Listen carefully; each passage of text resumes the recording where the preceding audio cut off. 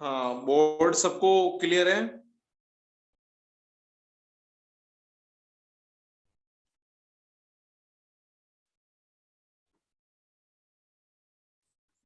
अरे बोलो।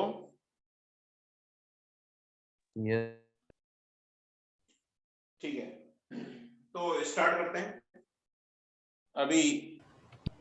हाँ, कितने लोग कनेक्ट हुए हैं? एक सेकेंड। अभी 28 लोग ही कनेक्ट हुए हैं।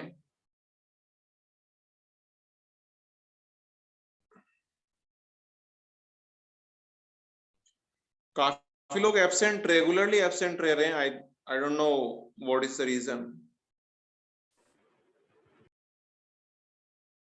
सारी क्लासेस में वो एब्सेंट रहते हैं या अपनी क्लास में ही रहते हैं एब्सेंट?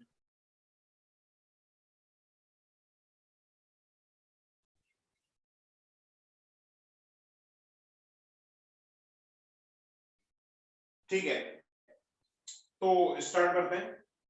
तो लास्ट क्लास में देखो अपन जो है साउंड वेव की वेलोसिटी की बात करी थी अपन ने, कि साउंड वेव की वेलोसिटी कितनी होती है। तो अपन ने फॉर्मूला डेराइव किया था कि वेलोसिटी जो होती है वो under root of gamma R T upon M nought होता है। इसके अंदर अपने को ध्यान रखना है एम नॉट जो होता है मोलर मास होता है, लेकिन केजी पर मोल के अंदर पुट करना है। और आर की वैल्यू सबको पता है कि 8.31 जूल पर मोल इनटू केल्विन होता है। तो ये चीजें अपने को थोड़ी सी ध्यान रखनी है। तो इस पे बेस्ड अपन एक सिंपल सा एग्जांपल करते हैं, उसके बाद डिफरेंट टाइप के एग्जांपल और देखते हैं। एक सिंपल सा एग्जांपल देखते हैं, देखो। तो एग्जांपल ये है अपने पास कि कोई भी वेव है, साउंड वेव है, वो इस ए पॉइंट से बी पॉइंट तक ट्रेवल कर रही है। साउंड वेव ऐसे जा रही है ए से बी तक, और ए से बी के बीच में टेम्परेचर जो है वो कांस्टेंट है, और कितना है 27 डिग्री सेंटीग्रेड के इक्वल है। ए से बी तक यूनिफॉर्म टेम्परेचर है, टेम्परेचर कांस्टेंट है 27 डिग्री सेंटीग्रेड। और ए से बी के बीच में यहां पे अपन ने N2 गैस फिल कर रखी है। ए के बीच में, ए से बी के बीच में N2 गैस अपन ने फिल कर रखी है।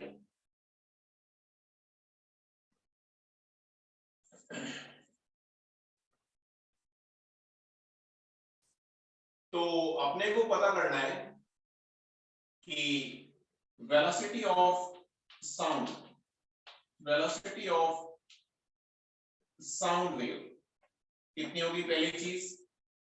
उसके बाद ए से बी के बीच में डिस्टेंस लेट से कि 1 मीटर है, तो time to travel from A to B, sound wave को ए से बी तक ट्रेवल करने के लिए कितना टाइम लगेगा, ये एग्जांपल अपने को सॉल्व करना है। आई थिंक सब लोग ट्राई कर सकते हो। ए से बी तक ट्रेवल करने के लिए कितना टाइम लगेगा साउंड वेव को? सब लोग ट्राई कर रहे हो ना?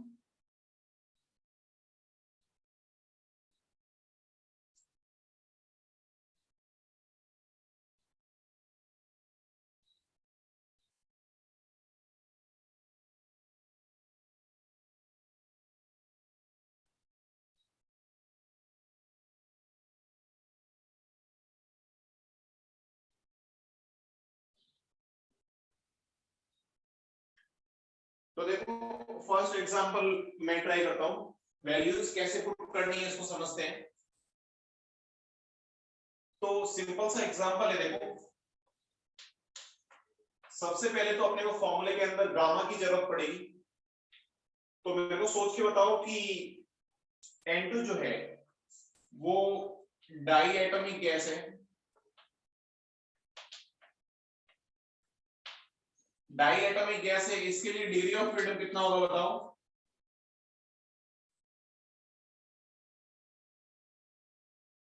अरे बोलो, चुपचाप मत बैठो। डाइएटोमिक गैस के लिए डिग्री ऑफ फ्रीडम कितना होता है?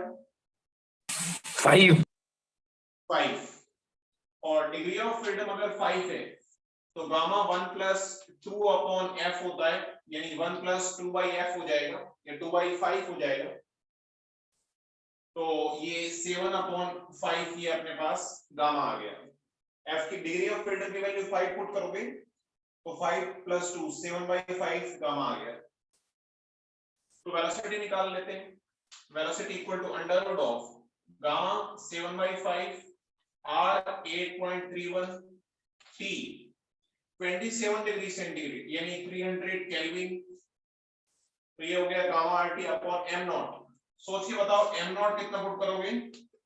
n2 का मोलर मास कितना होता है? 28 into 10⁻³ वेरी गुड, 28 ग्राम पर मोल होता है, लेकिन अपने को यहाँ पे केजी में पुट करना है, तो ये हो जाएगा 28 into 10⁻³ केजी पर मोल। तो इसको थोड़ा सा सिंप्लीफाई कर लो, देखो कितना आ रहा है। इसको सॉल्व करो, कितना आ रहा है?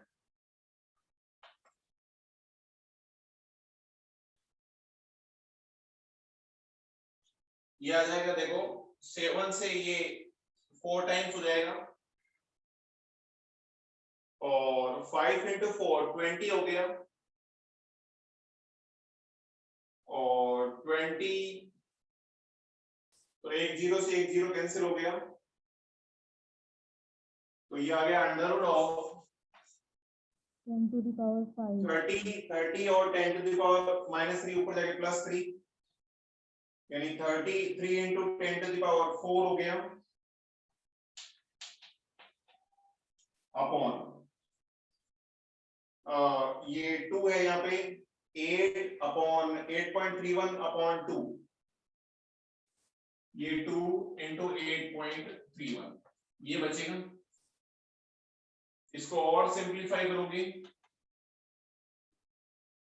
तो ये हो जाएगा ऑलमोस्ट, इसको मैं 4 पॉइंट समथिंग हो जाएगा, 4.15 के आसपास।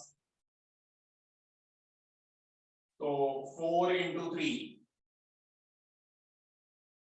12 या 5 3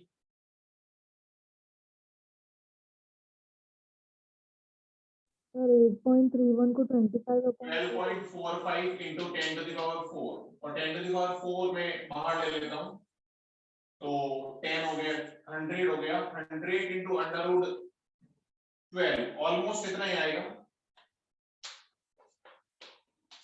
almost velocity 100 into under root 12 हो जाएगी। अंडर रूट 12 की वैल्यू पुट कर सकते हो, 4 into 3 लिख लो तो 4 का 2 हो गया, और अंडर रूट 3 की वैल्यू पुट कर लो, सबको याद होगी तो इजीली सॉल्व कर सकते हो। यहाँ पे कैलकुलेशन है, ज्यादा कुछ इंपॉर्टेंट नहीं है। इंपॉर्टेंट ये है कि वैल्यूज कैसे पुट करनी है। अब अपने को टाइम निकालना था कि time from A to B कितना लगेगा। तो वेलोसिटी कांस्टेंट है 100 into अंडर रूट 12 और डिस्टेंस 1 मीटर है, 1/102 seconds। क्या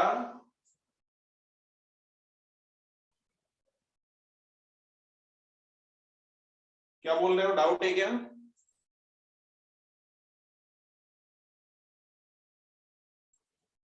अरे बोलो।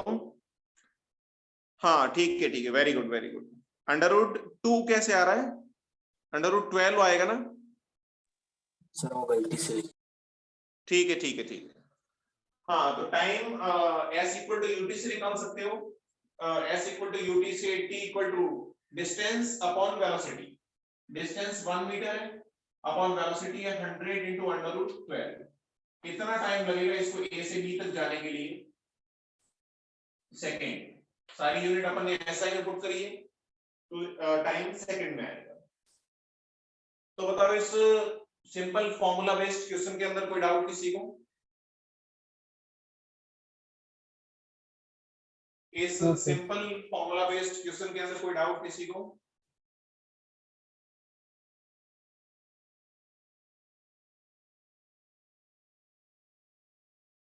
अरे बोलो। No, sir. ठीक है, चलो आगे बढ़ते हैं फिर।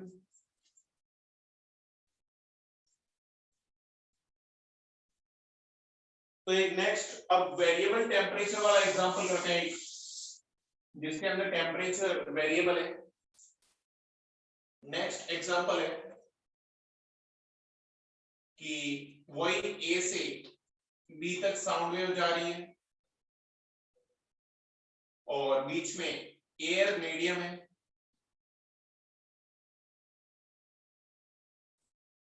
और एयर मीडियम अगर है तो, और ए पे टेम्परेचर T1 है और बी पे टेम्परेचर T2 है, और बीच के अंदर टेम्परेचर जो है फ्रॉम A to B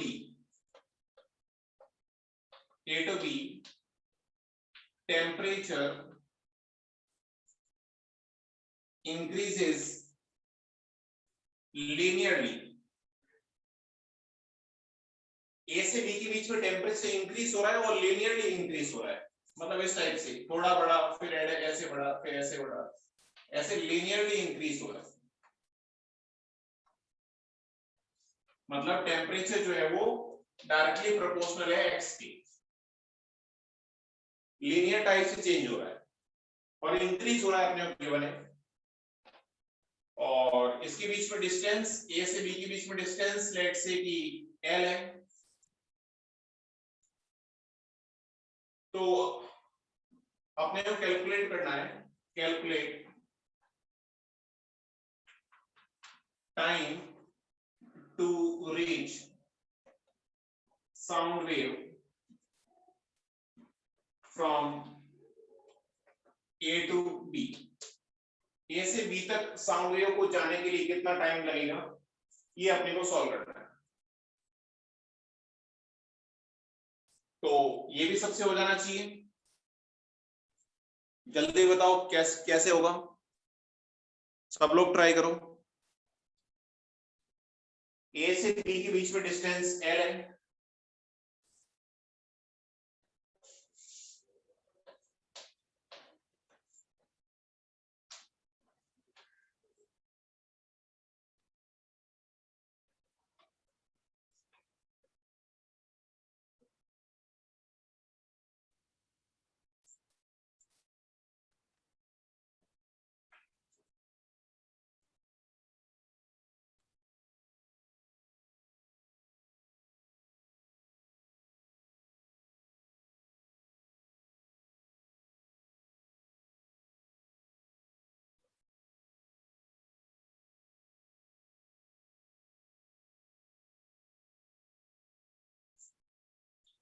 तो बताओ कितना टाइम लगेगा।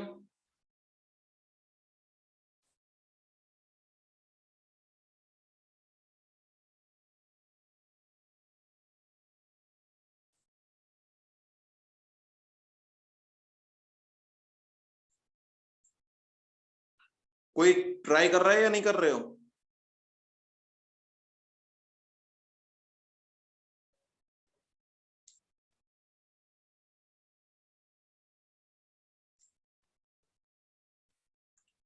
ट्राई कर रहे हो या नहीं कर रहे हो? कर रहे हैं सर। अरे ट्राई कर रहे हो ना?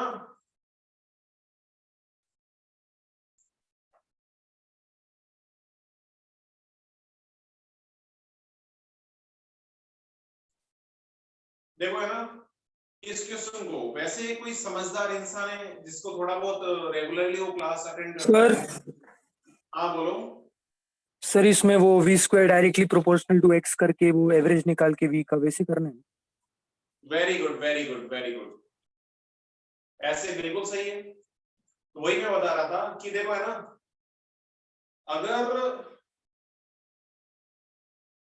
जैसे मैंने पहले बताया है, जब अपन ने वेलोसिटी स्ट्रिंग वेव के अंदर पढ़ी थी, वहां पे मैंने ऐसी टाइप का एक क्वेश्चन करवाया था। अगर तुम्हें वो याद है तो डायरेक्टली हो जाएगा। देखो एक मेथड तो ये है इसका कि मेथड 1 तो क्या है, इसको मैं पूरा सॉल्व नहीं कर रहा, तुम कर सकते हो उस इंटीग्रेशन। टाइप।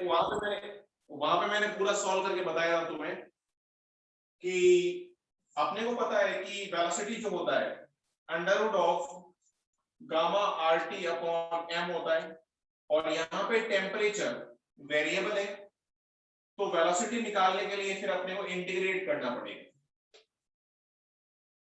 अरे कोई भी चीज वेरिएबल होती है तो फिर अपने को कंप्लीट सॉल्व करने के लिए क्या करना पड़ता है, इंटीग्रेशन करना पड़ता है।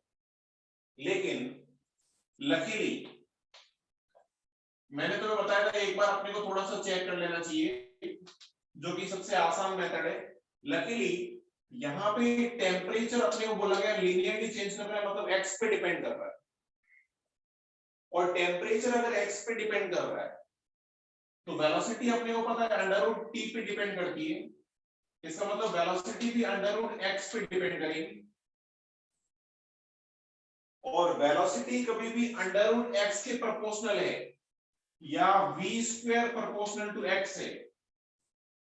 तो v square equal to u square plus 2as से मैं बोल सकता हूं कि इस टाइप के पैटर्न के अंदर एक्सेलरेशन जो होगा वो कांस्टेंट होगा। एक्सेलरेशन कांस्टेंट होगा, इसका मतलब फिर तो तुम डायरेक्टली कर सकते हो कि मोशन की सारी इक्वेशंस लगा सकते हो, और मोशन की सारी इक्वेशंस अगर लगा सकते हो फिर तो डायरेक्टली लिखा दो s इक्वल टू ut, मतलब s कितना है, डिस्टेंस कितनी है l, v की जगह एवरेज वेलोसिटी लिख लो v1 प्लस v2 बाई 2, मतलब a पे वेलोसिटी प्लस b पे velocity divide by 2 into time t, directly हो जाएगा। a पे वेलोसिटी कितनी होगी, a पे टेंपरेचर T1 है, b पे टेंपरेचर T2 है। अच्छा एक चीज मेरे को सोच के बताओ कि जैसे अभी तो मैं अननोन की फॉर्म में कर लेता हूं, बट अगर एयर अपने को बोला गया है कि मीडियम एयर है तो गामा कितना होगा या डिग्री ऑफ फ्रीडम कितना होगा,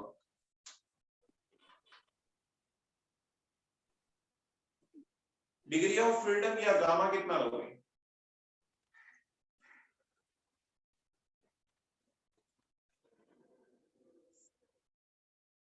अच्छा तुम्हें ये तो पता है ना अपने एटमॉस्फेयर के अंदर, एयर के अंदर कौन कौन सी गैसेस होती है। Yes sir. Yes sir. क्या मेजरली नाइट्रोजन और ऑक्सीजन होती है अपने एयर के अंदर, मेजरली नाइट्रोजन और ऑक्सीजन होती है। तो दोनों के दोनों डाइएटॉमिक है, दोनों के दोनों को डिग्री ऑफ फ्रीडम दोनों के लिए 5 है। ध्यान रखना कभी भी अगर एयर बोला गया है तो उसके लिए डिग्री ऑफ फ्रीडम तुम 5 लोगे। उसका रीजन बता दिया क्योंकि एटमॉस्फेयर के अंदर जनरली जो 99% गैसेस होती है वो डाइएटॉमिक होती है, तो इसलिए अपन डिग्री ऑफ फ्रीडम नहीं बोला जाए तो हमेशा 5 लोगे, या गामा हमेशा 1 प्लस 2/5 यानी 7/5 लोगे। अभी तो मैं गामा को गामा ही लिख रहा हूं, तो बताओ v1 वेलोसिटी, a पे वेलोसिटी कितनी होगी, under root of gamma r t1 upon m nought, ऐसे कैसे vb कितना होगा, under root of gamma r t2 upon m nought. va और vb आ गया तो अपना टाइम आ गया, आ जाएगा। l तो अपने को पता है, तो l इक्वल टू va कितना होगा, under root of gamma r ta या t1 upon m nought plus under root of gamma r t2 upon m nought divide by 2 into time t। क्या ऐसे डायरेक्टली सॉल्व हो जाएगा।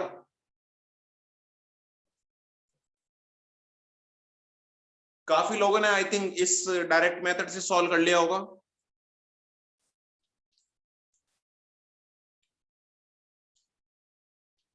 अरे बोलो,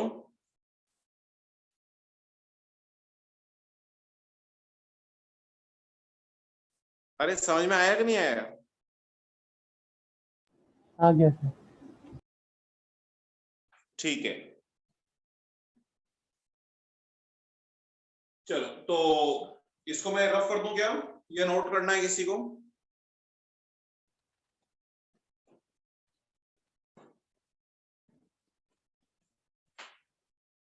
rough कर दूं क्या? 1 मिनट सर।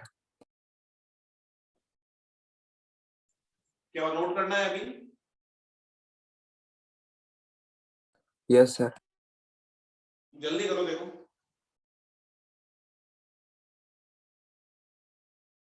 थोड़ा सा जल्दी जल्दी नोट कर लिया करो।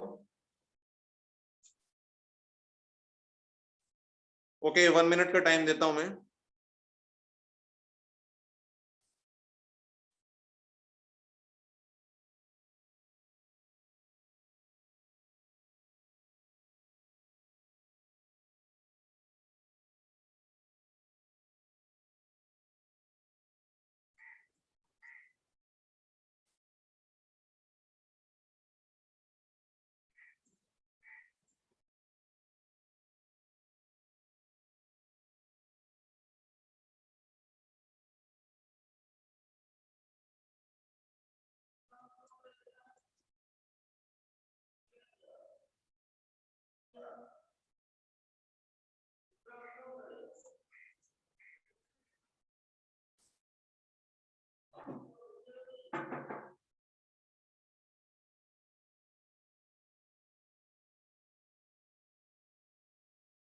हो गया। ठीक है। हाँ, बता दिया करो, ऐसे नहीं कि तुम बस नोट करके बैठ जाते हो। मैं तुम्हारा ही वेट कर रहा हूँ।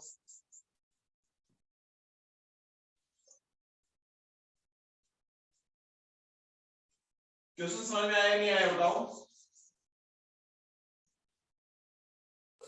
Yes sir. ठीक है। तो और भी वेलोसिटी के बहुत सारे क्वेश्चंस पता है, जैसे जैसे अपन ने वहां पे क्वेश्चंस ट्राई किए थे मॉड्यूल में, और भी तुम्हें बहुत सारे क्वेश्चंस मिलेंगे, लेकिन अपने को मेथड एक ही ध्यान रखना है। जैसे इसके अंदर, जैसे मैं थोड़ा सा हिंट दे देता हूँ कि कभी जैसे लीनियरली अगर चेंज नहीं करे तो इंटीग्रेशन कैसे करना है। जैसे अपने को पता है कि वेलोसिटी जो है under root of gamma R T upon M nought पर डिपेंड करता है। अभी अपने को पता था टेम्परेचर जो है वो लीनियरली चेंज कर रहा है। इसका मतलब टेम्परेचर की इक्वेशन कुछ t equal to some constant k1x plus constant k2 आना चाहिए। इस टाइप से y equal to mx plus c type से आना चाहिए। अब k1 और k2 की वैल्यू निकालने के लिए अपने को दो पॉइंट पे टेम्परेचर क्यों बनता कि जैसे a और b था, इसको x इक्वल टू 0 मान लो, इसको x इक्वल टू l मान लो, क्योंकि दोनों के बीच में डिस्टेंस T2 l by है। L x plus T1. क्या? T equal to T2 by L into x plus T1. हाँ हाँ हाँ, वो वही मैं बता रहा हूँ कि ऐसे निकाल सकते हो तुम। इसको x इक्वल टू 0 मान लो, इसको x इक्वल टू l मान लो, तो t equal to x equal to 0 put करोगे तो इस पॉइंट पे टेम्परेचर कितना था? T1। इसका मतलब K2 की वैल्यू कितनी आएगी? T1। ऐसे कैसे x equal to l put करोगे तो t इक्वल टू उस पॉइंट पे टेम्परेचर कितना था? T2। तो ये आ गया T2 इक्वल टू K1 और x कितना है l प्लस T1। तो यहां से अपने पास K1 की वैल्यू आ जाएगी, K1 की वैल्यू आ जाएगी T2 minus T1 divide by L। तो ये K2 की वैल्यू आ गई T2 minus T1 divide by L into x plus T1। तो ऐसे टेम्परेचर की डिपेंडेंसी आ रही है अपने x की फॉर्म में। फिर इसको वेलोसिटी को इसको v स्क्वायर लिख लो, तो v square equal to gamma R T, T की जगह क्या है ये वैल्यू पुट कर लो, T2 minus T1 into upon L into x plus T1। फिर इसको डिफरेंशिएट कर लो t के रेस्पेक्ट में, तो v का differentiation 2v into dv by dt।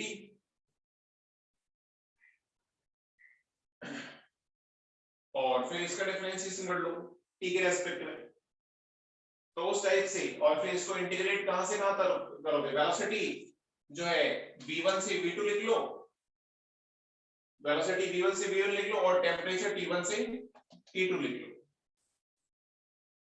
Velocity v1 और v2 तो अपने को पता है, उनकी वैल्यूज पुट कर लोगे। तो ऐसे थोड़ा सा ये अगर इसको मेथड वाइज करने जाओगे तो तुम्हें देखने से पता चल रहा है थोड़ा सा लेंथी होगा। घर पे जब फ्री बैठे हो, कुछ भी काम नहीं हो, तो ये काम कर सकते हो। ठीक है, तो ऐसा कोई क्वेश्चन है जिसके अंदर इंटीग्रेशन अपना कंपलसरी हो जाए, तो फिर इंटीग्रेशन अपने को करना ही पड़ेगा। लीनियरली अगर चेंज नहीं हो, एक्सेलरेशन कांस्टेंट नहीं हो, तो फिर अपने को इंटीग्रेशन ही करना पड़ेगा। तो ये वेलोसिटी की बातें हो गई, इसमें कोई डाउट नहीं होना चाहिए किसी को। अब जो है, जैसे अपन ने ध्यान रखना है, इससे आगे अपन जो पढ़ेंगे, जैसे अपन ने स्ट्रिंग वेव के अंदर सुपरपोजिशन पढ़ा था, इंटरफेरेंस और स्टैंडिंग वेव, समझ लेना एग्जैक्टली सेम टाइप से अपन इंटरफेरेंस पढ़ने वाले हैं, बस क्वेश्चंस थोड़े से डिफरेंट होंगे।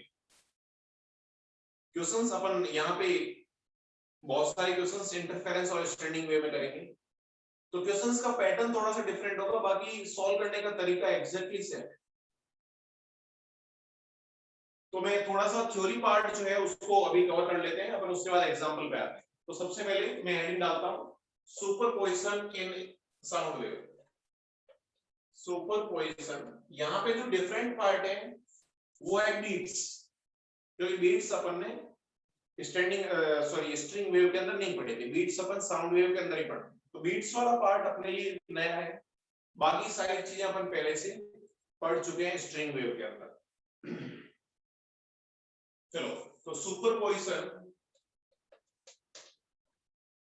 इन साउंड वेव। साउंड वेव के अंदर सुपरपोजिशन क्या होता है इसको समझते हैं। तो सुपरपोजिशन क्या होता है ये तो अपने को पहले से पता है, ज्यादा डिटेल में जाने की जरूरत नहीं है। कि कोई भी टू वेव्स अगर आपस में मिल जाए, या उनका लॉन्गिट्यूडिनल डिस्प्लेसमेंट या फिर ट्रांसवर्स डिस्प्लेसमेंट आपस में मिल जाए, तो उस मिलने को ही अपन क्या बोलते हैं, सुपरपोजिशन बोलते हैं। और अपने देखा था कि स्टैंडर्ड 3 टाइप से मिल सकती है। एक तो देखा था अपने इंटरफेरेंस। इंटरफेरेंस का मतलब होता है कि टू वेव्स या मोर देन टू वेव्स अगर सेम डायरेक्शन से सेम फ्रीक्वेंसी के साथ सुपर इम्पोज हो, उसको अपन इंटरफेरेंस बोलते हैं। स्टैंडिंग वेव का मतलब टू या more than two waves. Standing wave में जनरली अपन टू वेव्स यूज करते हैं कि two waves with same frequency superimposes from opposite direction। दो वेव अगर सेम फ्रीक्वेंसी के साथ ऑपोजिट डायरेक्शन से अगर सुपर इम्पोज हो, तो उस वहां से स्टैंडिंग वेव बनती है। और बीट्स का मतलब थोड़ा सा मैंने हिंट बताया था कि फ्रीक्वेंसी डायरेक्शन सेम या ऑपोजिट दोनों हो सकती है, लेकिन फ्रीक्वेंसी स्लाइटली डिफरेंट होनी चाहिए, तो बीट्स बनते हैं। चलो, तो सबसे पहले मैं देखता हूं कि इंटरफेरेंस क्या होता है। तो इसको वापस से रिवीजन के टाइम देख लेते हैं। इंटरफेरेंस का मतलब when two sound waves with same frequency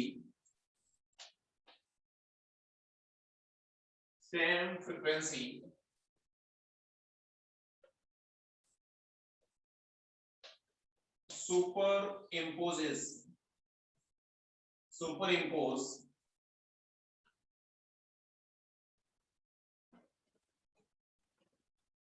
from same direction। तो सेम फ्रीक्वेंसी के साथ सेम डायरेक्शन में अगर सुपर इम्पोज हो, मतलब एक वेव जो है जिसकी फ्रीक्वेंसी f है,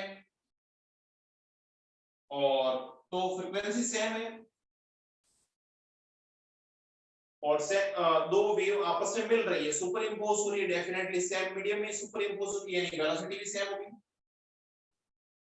और वेलोसिटी और फ्रीक्वेंसी सेम है तो डेफिनेटली वेवलेंथ भी सेम होगी।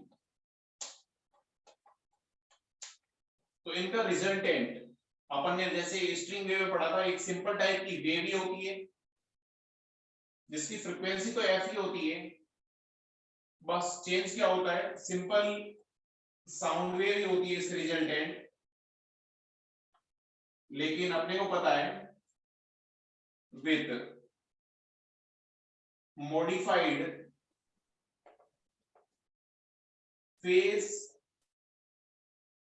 And amplitude. अपने को पता है एम्पलीट्यूड और फेज थोड़ा सा चेंज हो जाता है।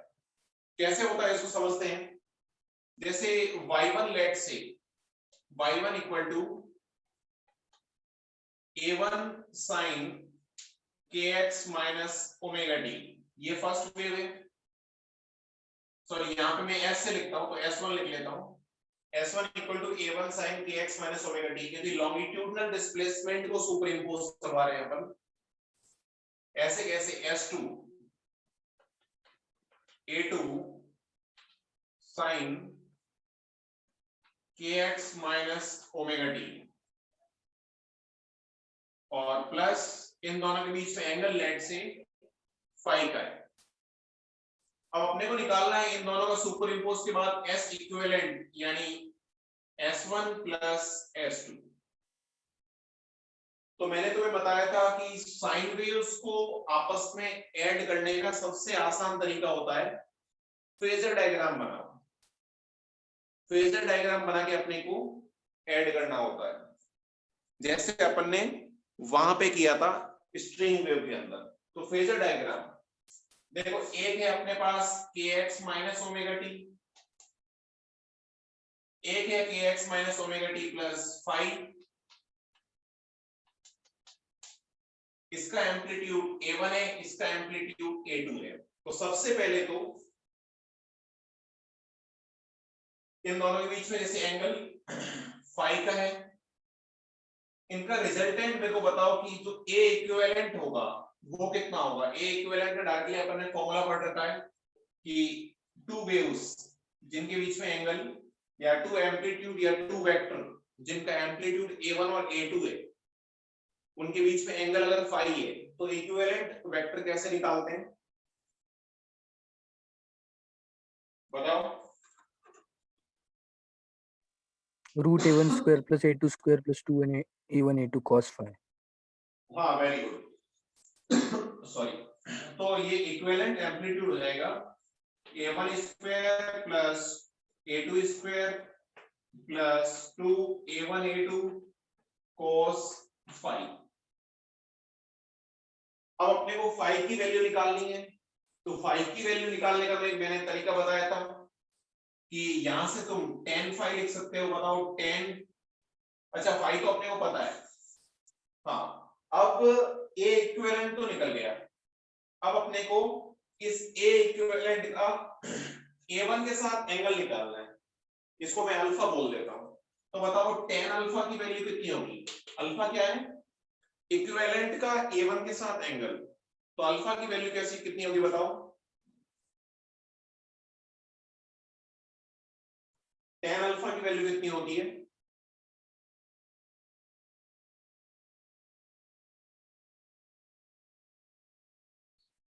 अरे ये सब पढ़ा है अपन ने, ऐसे क्या वर्क कर रहे हो। कितना होगा बताओ, जल्दी बताओ। देखो a2 sin alpha by a1 plus a2 cos alpha। cos phi, alpha कहां से आ गया, a2 sin phi upon a1 plus a2 cos phi, ये होता है। तो tan अल्फा आ गया, मतलब रिजल्टेंट का a1 के साथ एंगल आ गया, A इक्विवेलेंट आ गया। तो क्या मैं S इक्विवेलेंट लिख सकता हूं। S इक्विवेलेंट क्या होगा, जैसे ये लिखा था, एम्पलीट्यूड लिखो फिर साइन के टोटल फेस लिख लो, तो S इक्विवेलेंट हो जाएगा A equivalent into sine kx minus omega t. देखो ये kx माइनस ओमेगा टी है, ये kx minus omega t plus phi है, तो इनके बीच में एंगल फाई का। रिजल्टेंट का A1 के साथ एंगल कितना है, अल्फा, यानी ये हो जाएगा kx minus omega t plus alpha. और अल्फा अपन ऑलरेडी निकाल चुके हैं। अल्फा कितना है? tan inverse of this. तो क्या इस S इक्विवेलेंट में कोई डाउट है क्या?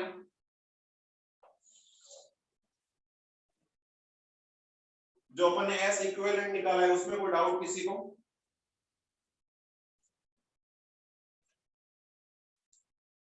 अरे बोलो। No sir. तो जल्दी नोट करो, फिर अपन आगे बढ़ते हैं।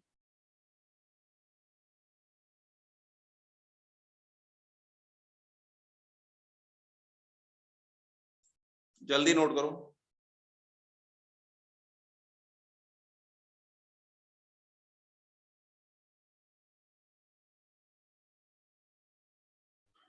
एक मिनट का टाइम है, जल्दी नोट कर लो।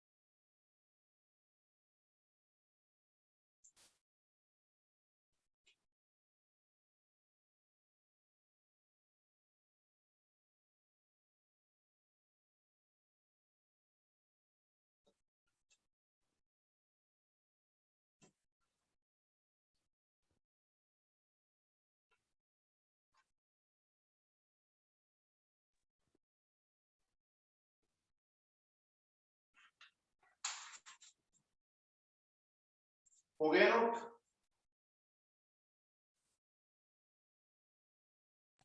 Yes, sir. ठीक है।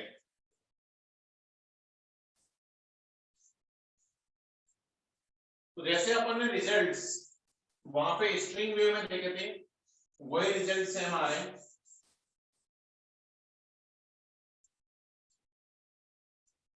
अब अपन देखते हैं जैसे जो ए इक्विवेलेंट अपन ने निकाला था, a1 square plus A equivalent under root of a1 square plus a2 square plus 2a1 a2 cos phi, ये जो अपन ने निकाला था, इसमें अपने को पता है कि इंटरफेरेंस दो टाइप से हो सकता है, एक तो कंस्ट्रक्टिव इंटरफेरेंस और डिस्ट्रक्टिव इंटरफेरेंस। अब अपने को वापस से बताने की जरूरत नहीं है, सब कुछ अपन ने स्ट्रिंग वेव में बहुत डिटेल में पढ़ रखा है। एक होता है कंस्ट्रक्टिव इंटरफेरेंस,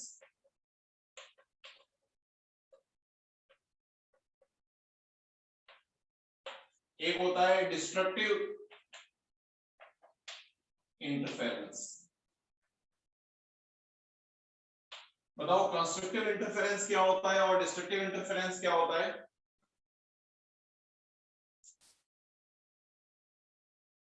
कंस्ट्रक्टिव क्या होता है और डिस्ट्रक्टिव क्या होता है?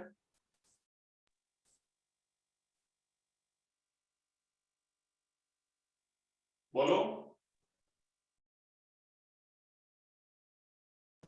कंस्ट्रक्टिव में एम्पलीट्यूड मैक्सिमम होगा और डिस्ट्रक्टिव में मिनिमम होगा। हाँ, वेरी गुड। कंस्ट्रक्टिव का मतलब ए इक्विवेलेंट जो है वो मैक्सिमम होना चाहिए, और डिस्ट्रक्टिव का मतलब ए इक्विवेलेंट जो है वो मिनिमम होना चाहिए। तो तुम खुद लॉजिकली सोचो कि a1 a2 a1 a2 ये सब तो कांस्टेंट है, वेरिएबल क्या है? cos phi. तो अगर इक्विवेलेंट एम्पलीट्यूड को मैक्सिमम या मिनिमम लेके आना है, मतलब cos फाई को मिनिमम या मैक्सिमम लाना है, तो इक्विवेलेंट एम्पलीट्यूड मैक्सिमम है, इसका मतलब cos फाई मैक्सिमम होना चाहिए। और cos की वैल्यू मैक्सिमम कितनी होती है? 1, क्योंकि cos की वैल्यू -1 से 1 वेरी करती है। ए इक्विवेलेंट मिनिमम होना चाहिए, मतलब cos फाई मिनिमम होना चाहिए, यानी cos फाई कितना होना चाहिए? -1। तो cos फाई अगर 1 होना चाहिए तो मेरे को लॉजिकली सोच के बताओ कि फाई की वैल्यू कितनी होनी चाहिए। cos फाई 1 होने के लिए फाई की वैल्यू कितनी होनी चाहिए? 2n pi. कितना? 2n pi. Very good, 2n phi होना चाहिए। n की वैल्यू वही 0 1 2 इस टाइप से आ सकती है। तो ये देखो n की वैल्यू 0 पुट करोगे तो ये हो गया 0, तो cos 0 1 होता है। 1 पुट करोगे तो 2 पाई, cos 2 पाई भी फोर्थ क्वाड्रेंट के अंदर पॉजिटिव होता है, 1 आ जाएगा। तो ऐसे इन जनरल 2n पाई के लिए cos थीटा 1 आता है। तो -1 कब कब आता है बताओ, फाई कितना होगा? 2n minus 1 pi. क्या 2n plus 2n 1 pi. minus 1 पाई आएगा?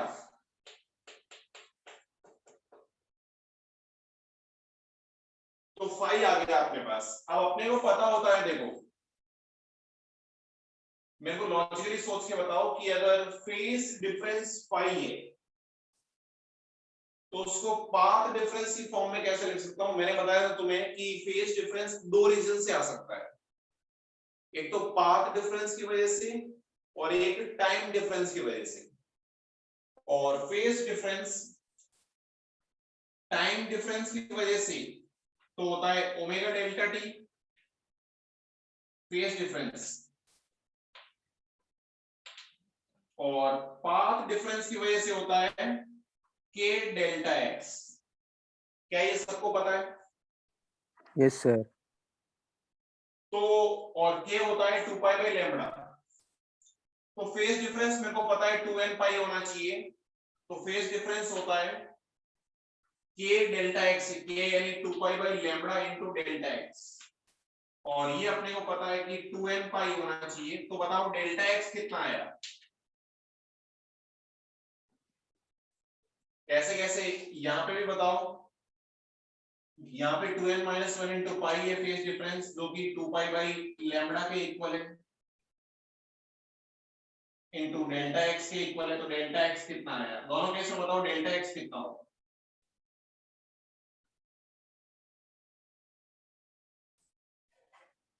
N lambda. यहाँ पे तो आएगा n लैम्बडा, मतलब फेज डिफरेंस 0 लैम्बडा 2 लैम्बडा इस टाइप से चलेगा। यहाँ पे कितना आएगा बताओ?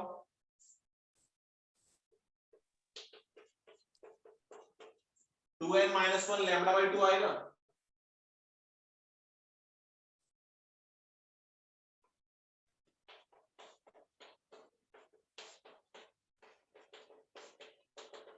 इस टाइप से चलेगा। और ये है ना, तो अपने को इसमें काम की चीज यही है, यही ध्यान रखना है अपने को कि कंस्ट्रक्टिव इंटरफेरेंस का मतलब जो पाथ डिफरेंस है वो कंप्लीट साइकिल का है, मतलब या तो लैम्बडा का है या 2 लैम्बडा का है। मतलब ऐसे जैसे एक वेव ये यहां से स्टार्ट हो रही है ऐसे, तो दूसरी वेव ऐसे स्टार्ट हो रही है, सॉरी ऐसे। तो इन दोनों के बीच में मेरे को बताओ कि पाथ डिफरेंस कितना है लैम्बडा का, क्योंकि यहां पे आती ये सुपर इंपोज होगी, इससे पहले इसने लैम्बडा डिस्टेंस ट्रेवल कर ली। तो तुमको सोचो अगर लैम्बडा का पाथ डिफरेंस होगा तो यहाँ पे आते आते तो ये एग्जैक्टली सेम टाइप से सुपर इंपोज होना शुरू हो गई, मतलब जैसे पहली चल रही है वैसे दूसरी चल रही है, मतलब दोनों का एम्पलीट्यूड हर जगह पे ऐड होगा, कहीं पे भी माइनस नहीं होगा। इस वजह से कंस्ट्रक्टिव इंटरफेरेंस आएगा। तो कंस्ट्रक्टिव इंटरफेरेंस का मतलब पाथ डिफरेंस जो है वो कंप्लीट साइकिल की फॉर्म में होना चाहिए, और डिस्ट्रक्टिव का मतलब हाफ साइकिल की फॉर्म में होना चाहिए। हाफ हो गया, 1.5 हो गया, 2.5 हो गया, 3.5 हो गया, ऐसे रहेगा। तो फिर दोनों का एम्पलीट्यूड एक दूसरे के नेगेटिव आएगा। तो सोच के बताओ मेरे को कि डिस्ट्रक्टिव के अंदर जब मैं cos फाई की वैल्यू -1 पुट करूंगा तो इक्विवेलेंट एम्पलीट्यूड कितना आएगा बताओ? Mod A1 minus A2. A1 minus A2। ऐसे कैसे? कंस्ट्रक्टिव के अंदर इक्विवेलेंट एम्पलीट्यूड कितना आएगा, A1 प्लस A2, यहाँ पे तो मोड लगाने की जरूरत नहीं है, A1 प्लस A2 कैसे, यहाँ पे 1 पुट करोगे तो ये A1 प्लस A2 का होल स्क्वायर बन गया, -1 पुट करोगे तो A1 माइनस A2 का होल स्क्वायर बन गया, उसका अंडर रूट लोगे तो mode of A1 minus A2 आ जाएगा।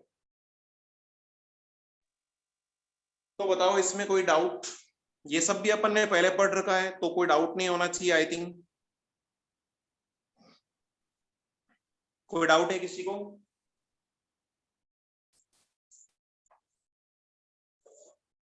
बोलो कोई डाउट है क्या?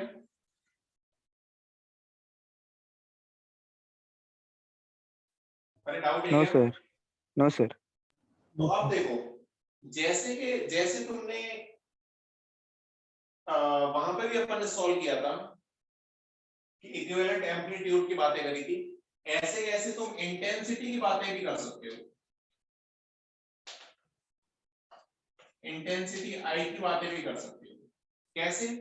जैसे वहां पे इंटेंसिटी आई जो होता है वो डायरेक्टली प्रोपोर्शनल होता है ए स्क्वायर के, तो यहाँ पे भी डायरेक्टली प्रोपोर्शनल होगा एम्पलीट्यूड स्क्वायर के।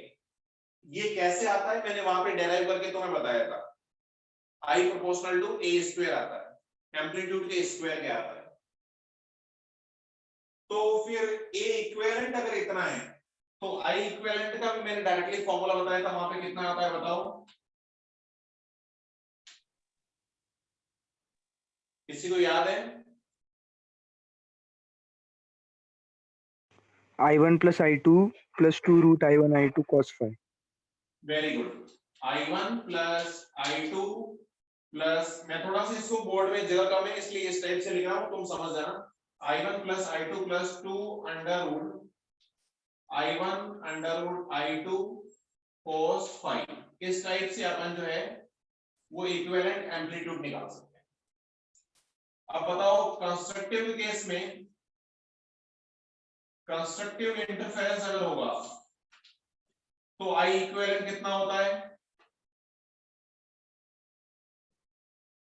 कंस्ट्रक्टिव के केस में आई इक्विवेलेंट कितना होता है, Root I1 plus I2. Root I1 plus root I2. आराम से सोच लो, Root I1 plus root I2 का whole square. Very good, under root I1 plus under root I2 का होल स्क्वायर, ये होता है। ऐसे कैसे डिस्ट्रक्टिव के अंदर क्या होता है,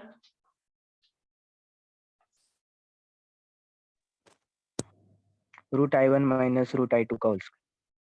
हाँ, under root I1 minus under root I2 का होल स्क्वायर। अच्छा, ये सारी जो बातें कर रहे हैं अपन, ये किसके लिए कर रहे हैं, कोहेरेंट सोर्सेस के लिए, for coherent sources. Coherent sources क्या होता है ये मैंने बता रखा है, कोहेरेंट सोर्सेस का मतलब जिनके बीच में फेज डिफरेंस कांस्टेंट आता हो, टाइम डिपेंडेंट नहीं आता हो। तो यहाँ पे देखो फेज डिफरेंस कांस्टेंट आ रहा है, टाइम पे डिपेंड नहीं कर रहा, इसलिए ये सारे कोहेरेंट सोर्सेस के लिए। अगर नॉन कोहेरेंट सोर्सेस हुआ, इसको नोट डाल के तुम कहीं पे, चलो यहीं पे लिख लेता हूं मैं note, in case of non coherent sources, मैंने वहां पे बताया था तुम्हें नॉन कोहेरेंट सोर्सेस के केस में बताओ आई इक्विवेलेंट कितना आता है,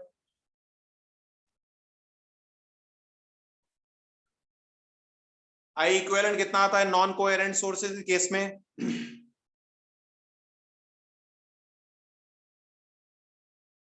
अरे बताया था ना मैंने,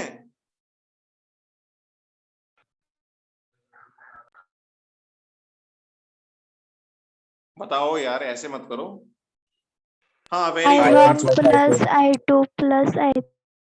हाँ डायरेक्टली मैंने बताया था, नॉन कोहेरेंट का मतलब कि टाइम डिपेंडेंट अगर फेज डिफरेंस रहेगा तो एक ही पॉइंट पे कभी कंस्ट्रक्टिव होगा कभी डिस्ट्रक्टिव होगा, तो अपने को इंटेंसिटी जो है इंटरफेरेंस अपने को अच्छे से सुनाई नहीं देंगे, तो अपने को एवरेज इंटेंसिटी सुनाई देती है। एवरेज इंटेंसिटी कैसे निकालते हो, कोस एवरेज इंटेंसिटी, ये इंटेंसिटी का फॉर्मूला कोस का एवरेज 0, तो ये हो गया I1 प्लस I2।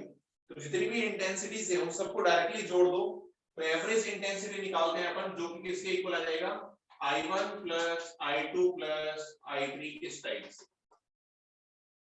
ये ध्यान रखना है अपने को। तो बताओ यहां तक किसी को कोई डाउट? कोई डाउट किसी को?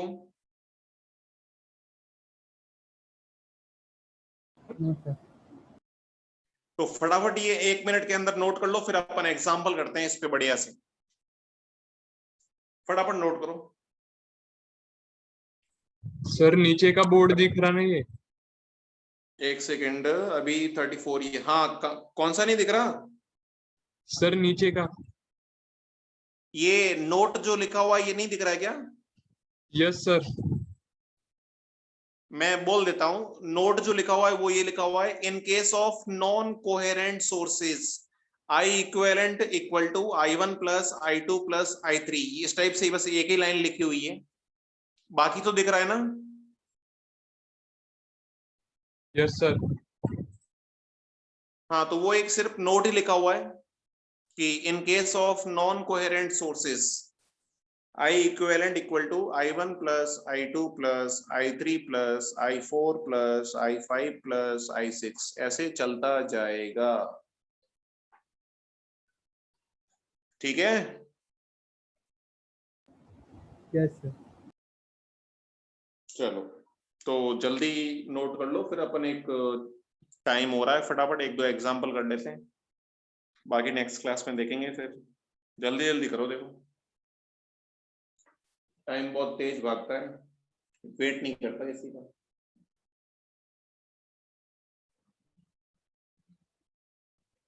समझ में आना चाहिए, बाकी नोट वोट करना तो चलता रहता है। हाँ निखिल ने कर लिया है, बाकी सब लोगों ने भी कर लिया।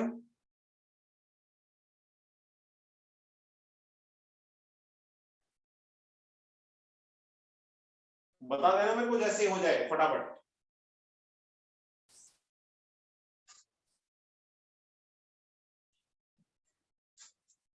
हो गया सर।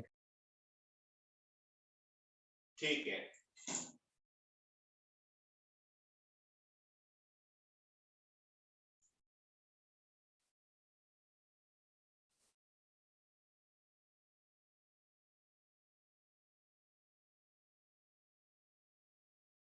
चलो फिर ये एग्जांपल करते हैं, पर इसको रफ कर रहा हूं मैं।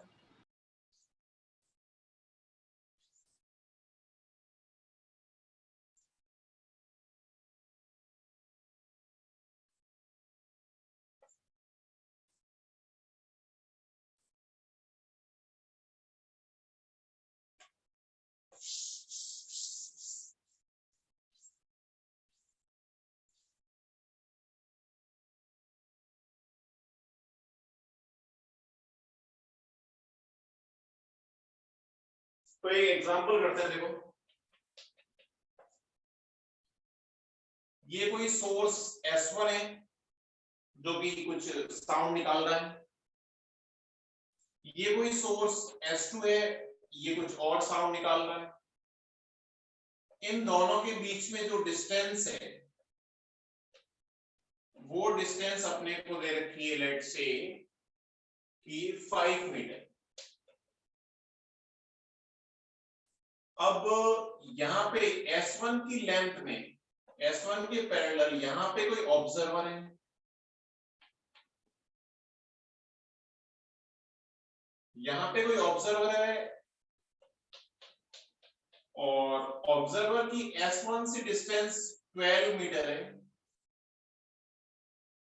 ऑब्जर्वर की S1 से डिस्टेंस 12 मीटर है।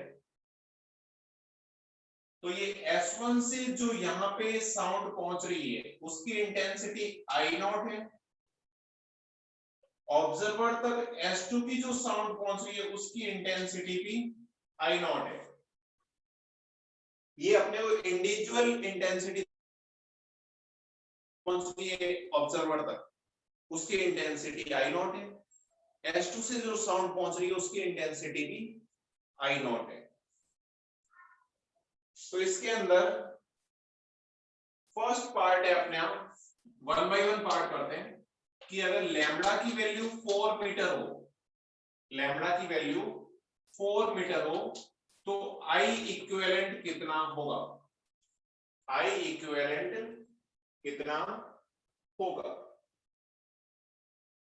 पहला क्वेश्चन ये है अपना, लैम्बडा की वैल्यू अगर 4 मीटर है तो इक्विवेलेंट इंटेंसिटी ऑब्जर्वर को कितनी सुनाई देगी। Intensity of sound, intensity of sound that observer will hear, observer किस इंटेंसिटी के साउंड सुनाई देगी ये अपने को पता करना है। जल्दी बताओ।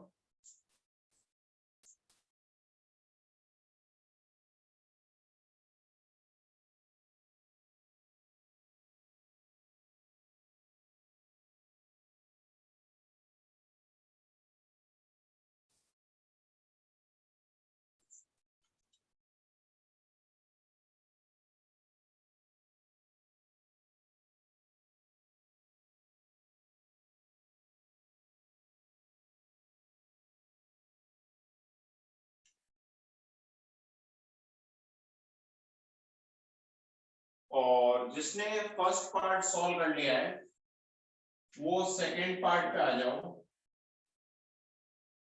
सेकंड पार्ट ये है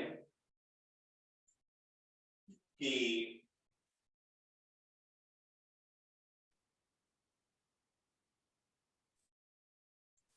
वेलोसिटी ऑफ साउंड अगर 320 मीटर पर सेकेंड है then minimum frequency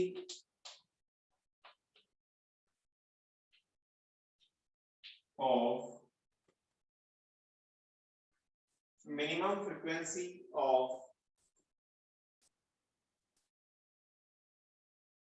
source for constructive interference।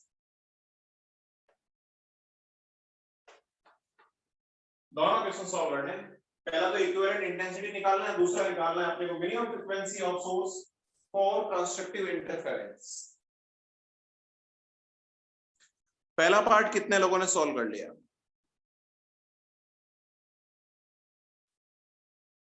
अभी तक किसी ने आंसर नहीं बताया है। पहला पार्ट कितने लोगों ने सॉल्व कर लिया है?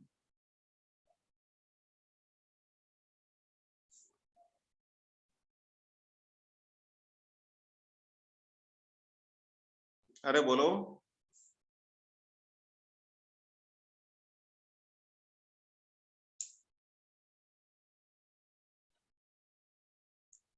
थर्टीन कौन से वाले का आंसर है?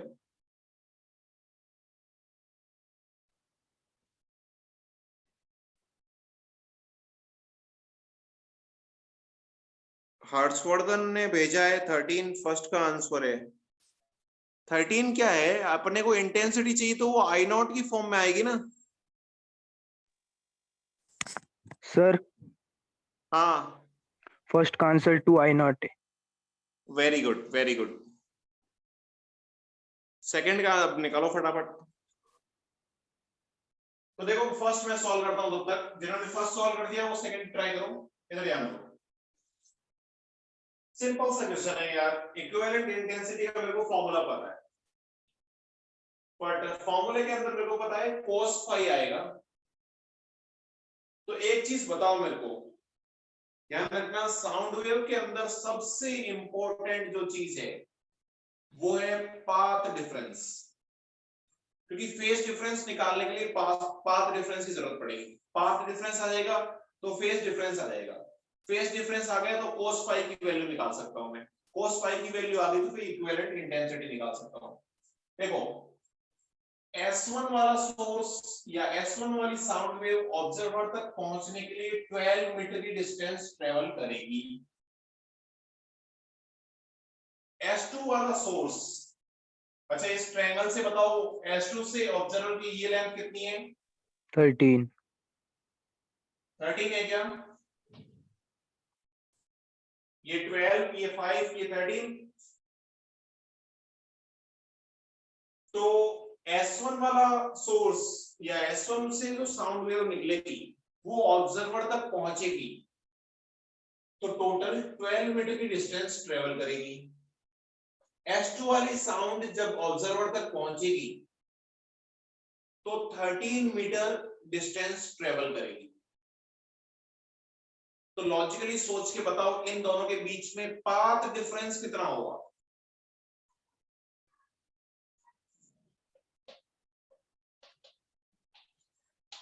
पाथ डिफरेंस कितना होगा बताओ? अरे पाथ डिफरेंस का मतलब कितना कोई एक्स्ट्रा चल रहा है, तो ये 12 One. मीटर चल रहा है, 13 मीटर चल रहा है, तो S2 वाला 1 मीटर One. एक्स्ट्रा चल रहा है, तो पाथ डिफरेंस 1 का आ जाएगा ना।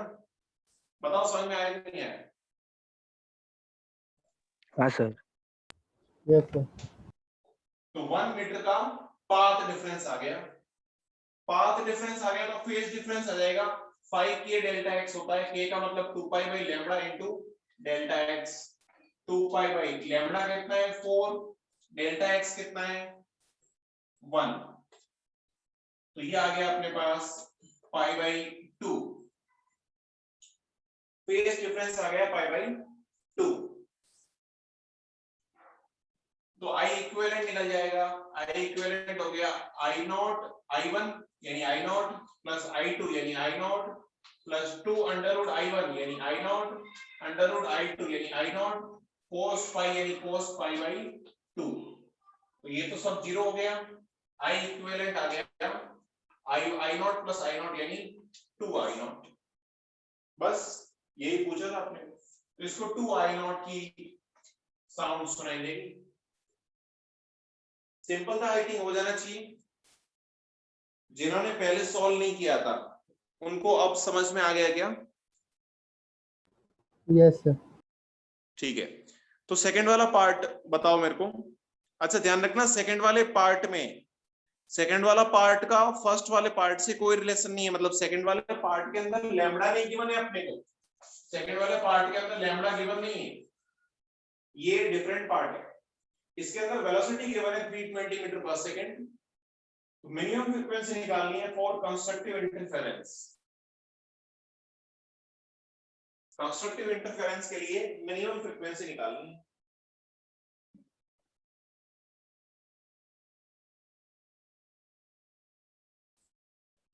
अच्छा सोच के बताओ, कंस्ट्रक्टिव इंटरफेरेंस के लिए पाथ डिफरेंस कितना होना चाहिए?